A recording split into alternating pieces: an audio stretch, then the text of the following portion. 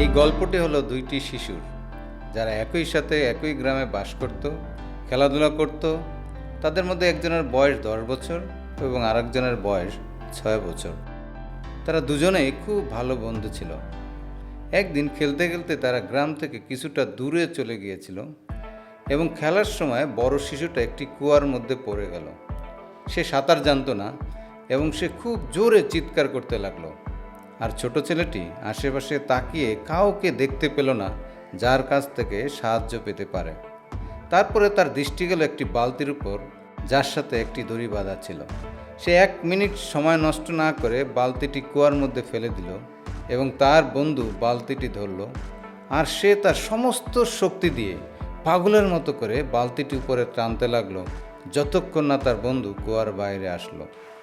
তারা দুজনেই গ্রামে এসে সবাইকে এই ঘটনা বলতে লাগলো, কিন্তু গ্রামের কেউ তাদের এই কথা বিশ্বাস করলো না। তারা বলল, অনেক দুষ্টুমি হয়েছে, আর মিথ্যা বলতে হবে না। সে তোমার ওজনের প্রায় দ্বিগুণ, তুমি তাকে কিভাবে টেনে তুলবে? শুধু গ্রামের একজন বৃদ্ধ তাদের কথায় বিশ্বাস করলো। জ্ঞানী হিসেবে তার অনেক পরিচিত ছিল।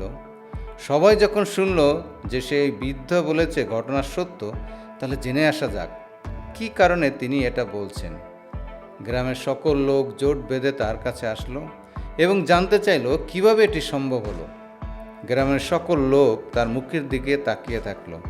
কিছু সময়ের পর লোকটি বলল, প্রশ্ন এটা নয় যে ছোট বাচ্চাটি এটা কিভাবে করতে পারল, কিন্তু প্রশ্ন হলো যে এটা সে কেন করতে পারল, তার মধ্যে এত শক্তি কিভাবে আসলো। এই প্রশ্নের শুধুমাত্র একটাই উত্তর আছে।